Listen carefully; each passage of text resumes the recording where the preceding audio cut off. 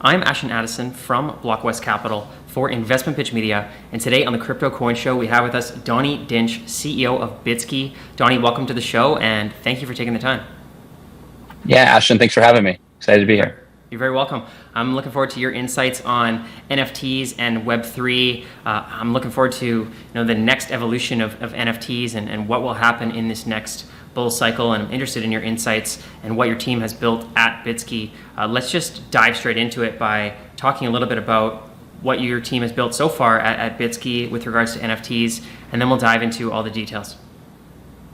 Yeah, absolutely. So, for Bitsky, the biggest, North Star that we've been really focused on is how do we enable the idea of digital ownership for anybody? And we've really kind of nailed that down to what we think is the, most common denominator is the wallet. We see the wallet is probably the most important piece of consumer software over the next 20 to 30 years. And we're still very early stages in what that looks like and, the amount of people that can actually use those. And so the core product for Bitsky is our wallet offering, which is, available on the web. It's available as an iOS app. We have an Android app in development as well. This idea, it's almost like a Gmail of wallets. You don't have to worry about security. You don't have to worry about, a lot of complex, seed phrase management or anything like that. You create a Bitsky wallet and you're able to interact with Web3 properties. For us, again, it's really how do we get everyone on board? We see huge opportunities with NFTs around, loyalty, around gaming. Digital collectibles obviously has had a huge wave over the past year. And really, in order for people to participate in this, they need to have a place to put all this stuff. And so that's really where we kind of focus on. In addition to that, we've built, a handful of adjacent features that are great for brands or entities coming into Web3 for the, helping them with the distribution and onboarding folks. So, whether that's selling an NFT with a credit card or giving them away with just a link, really just helping it be easy for people to get that first NFT into their wallet. Wow, I like those little added features at the end there. And I'm interested to learn more about this core wallet functionality. Obviously, it's a huge, the main barrier to entry of getting millions of people in is, they have to have a wallet of some sort to store their digital assets, and, writing down the private keys or, trusting certain entities. Everyone sort of has to make their own decision on how they're going to go about it with the now thousands of wallets that are popping up. What's the best choice? You mentioned there about not having to write down the private keys, not having to worry about the security. Maybe you can talk about your approach to building a wallet like this that is going to allow millions of people to have a wallet without having to worry about these things. How are you approaching that? Sort of balancing safety, security, decentralization, access?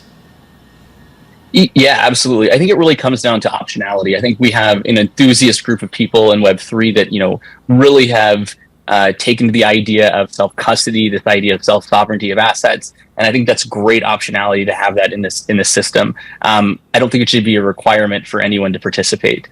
And so that's really where Bitsky kind of comes in, that we've basically built our own hardware infrastructure for key management. That you can think of Bitsky almost like 4 billion lock boxes or 4 billion ledgers in the cloud.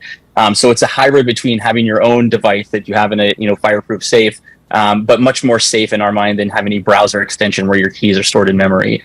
And so for us, we see this as the sweet spot. We're as close to sort of cold hardware storage as you can possibly have, but with the accessibility that we're all sort of familiar with, just like clicking a button, something happening on the internet. Mm-hmm, definitely. And you mentioned there your team has mobile applications, which are great. And there's many different ways you can have wallets, whether it's on your Trezor hardware wallet or in the crypto exchange and everything sort of in between, whether it's hot or cold. Where exactly, so you could specify, do you lie in that sense? You're not having an extension on the web browser, as there are ways that they could potentially be exposed, or do you guys have that? So we actually, I guess, maybe pat out of the back a little bit. There may or may not be an extension in development, but I think that for us, again, you can think of your Bitsky account as a single sign-on OAuth compliant wallet. So you can connect to whatever platform that you're on. I think that ultimately, for us, it's just really about making sure that's a seamless experience. It's one that's incredibly secure. The sacrifice that you make for having self-sovereignty is that you have the responsibility of all of the, keeping all of your assets safe. And so for us, whether are we cold or are we hot, It's a great question because we really do lie right in the middle, and it's very it's its own category in a lot of ways. With the architecture that we've used, prior to crypto, there really wasn't a great reason for an individual to have a public-private key cryptographic pairing. It was built for, managing certificates online, a lot of backend systems and things of that nature, but never for individuals. And so we're kind of the mind that in a lot of ways that should still be, the way. Like, you shouldn't necessarily have you shouldn't need to have carte blanche access to a private key in order to interact in this space.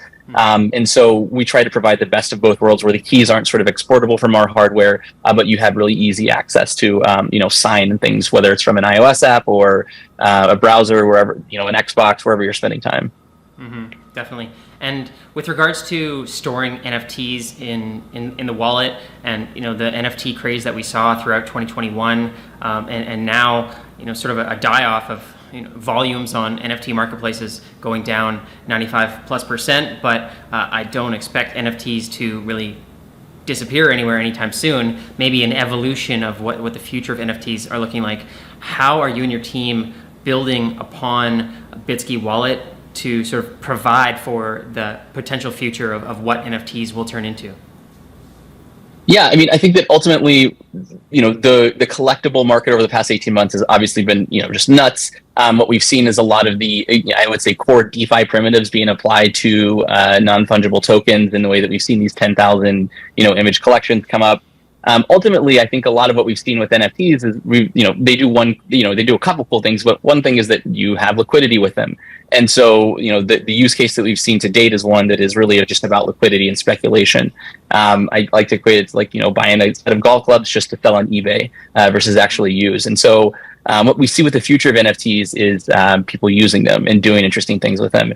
And we see, again, and back sets. And then with loyalty, we see that becoming more and more compelling from a brand perspective, that want to, not necessarily just reach the, we've seen a lot of brands over the past, 18 months do things to reach the core Web3 audience.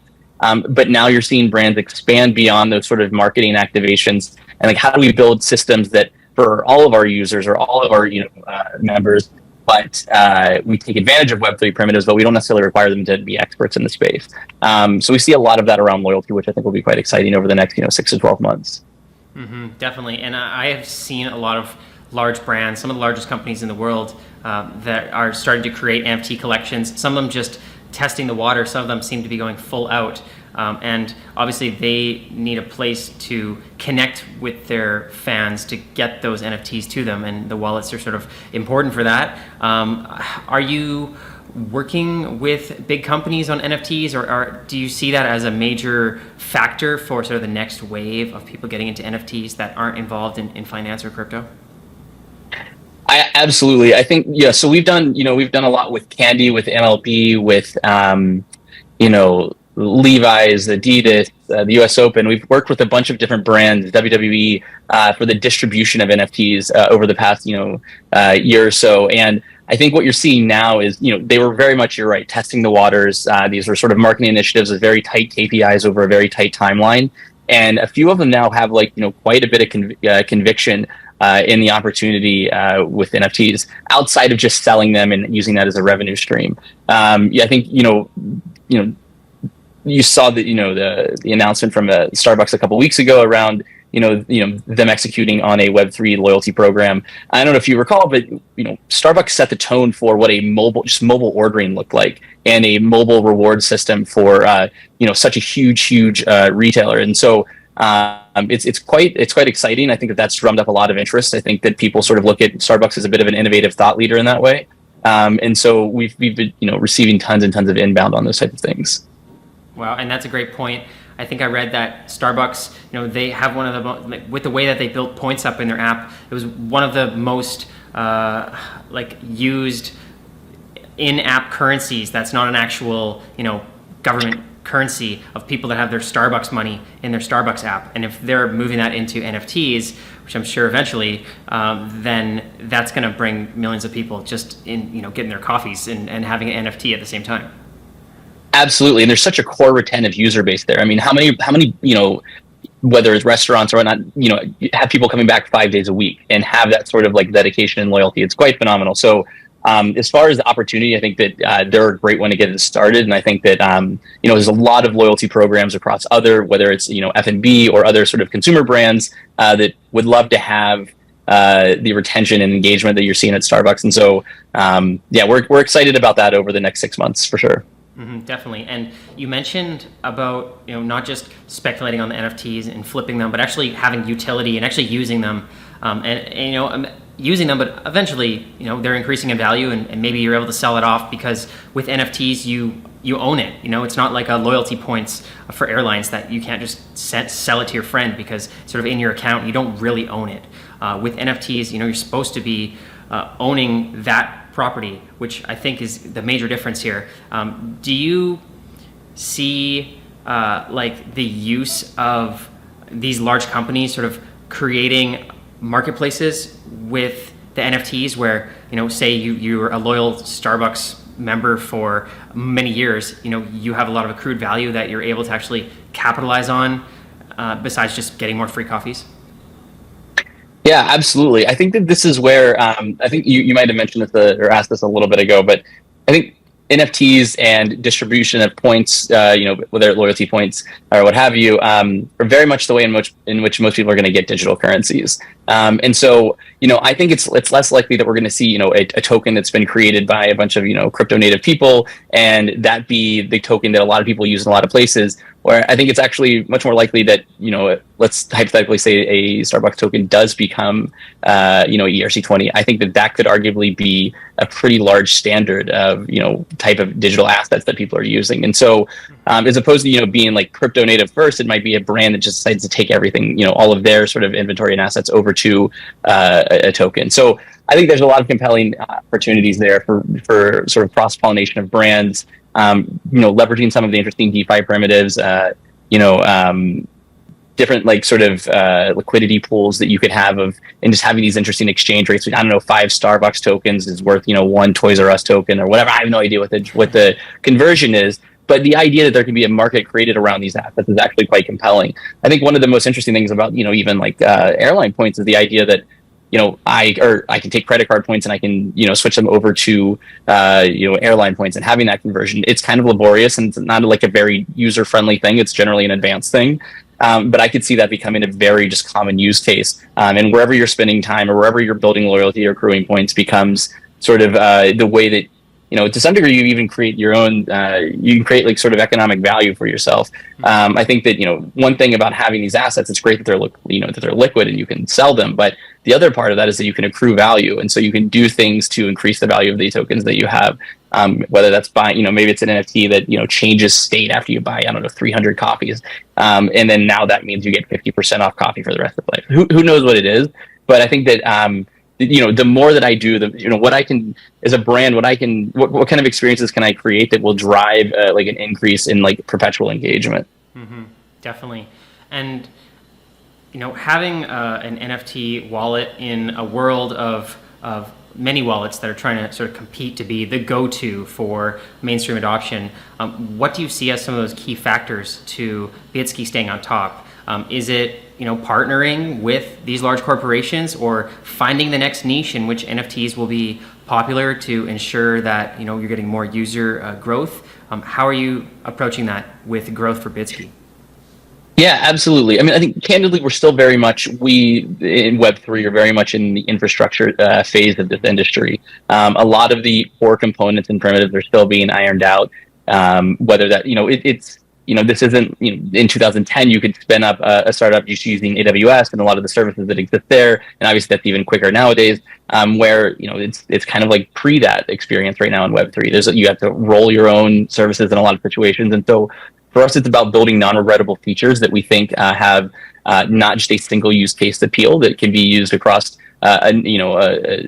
numerous different potential opportunities of what brands or individuals want to do with Web3. And so, I mean, for us, we've always kind of, we've been excited about this since 2018, and we've known that this idea of ownership, this idea of asset liquidity and value accrual are going to be inevitable. And so for us, we want to make sure that we're just positioned that when these brands are coming, that it's obvious that Bitsky is the right choice. But that Bitsky is the wallet in which you want to. It's the only one that you can use to really get the 100 million people that you want to come into the space.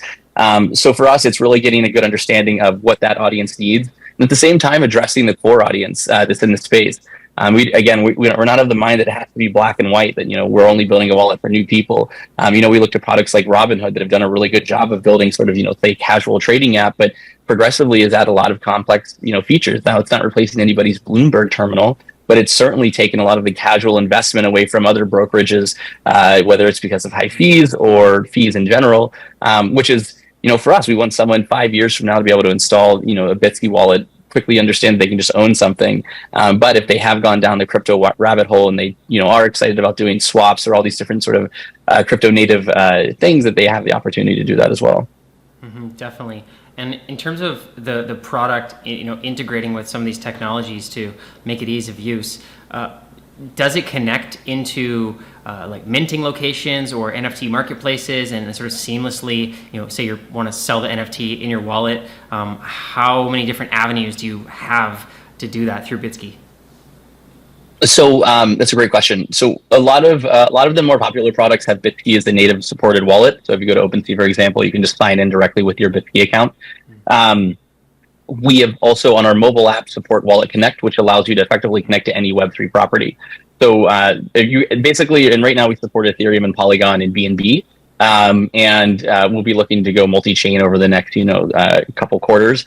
But effectively, any place that Wallet Connect is supported, you'll be able to use your Bitsky wallet. Okay, that's great to know. And it's hard to have a crystal ball, but with the volumes down on NFTs, it seems like there's a lot of innovative sort of NFT 2.0 projects that are coming out, and I'm guessing that there's definitely going to be a correlation to Bitcoin prices, Ethereum prices, and the cryptocurrency markets. But do you have any anticipation of which areas or when NFT volumes will start to grow and more interest in it?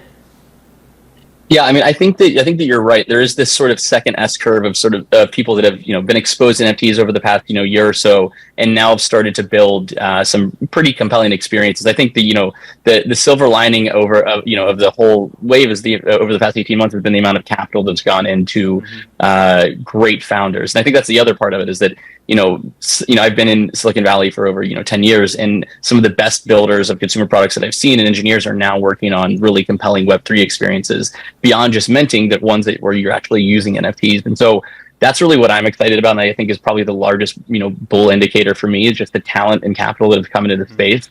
And those people are totally, I would say, pretty insensitive to the price of Ethereum or Bitcoin right now. They're just building a product, and it just happens to use this new technology. Mm-hmm, definitely. And smart investors, they see the technology is only gotten better since the peaks of NFTs last year. It's continuing to grow with all this capital. Now seems like a good opportunity to be getting involved and getting NFTs, because they don't have that overvalued hype from the retail jumping in and trying to make quick money on it. Yeah, that's right. 100% accurate. Awesome. And for people that want to learn more about Bitsky's like updates and just learn how they can say they're already using a different wallet, they want to start moving stuff into Bitsky, what's the best way for them to start testing it out? Yeah, you can go to Bitsky.com right now and create a wallet, create a Bitsky account. If you install the iOS app, you can also follow your other wallets. So if you have a MetaMask account, what have you, you can connect that to the iOS app, and you can start getting notifications on activity that's happening in your wallet. When you receive assets, when anything that really happens on chain with respect to your wallet, you'll get sort of some amount of alerts for that. We're adding a new feature that will allow you to establish floor price alerts for if you're keeping an eye on things. So it's very easy to get started. Bitsky.com. Amazing. Thank you so much, Donnie, for the insights into NFTs and the Bitsky wallet. I'm going to get it on my phone right now and start using it and connect it to my OpenSea and check it out. I appreciate all your insights into the industry, and all the best on Bitsky moving forward. And let's follow up in the near future. Absolutely. Thanks for having me.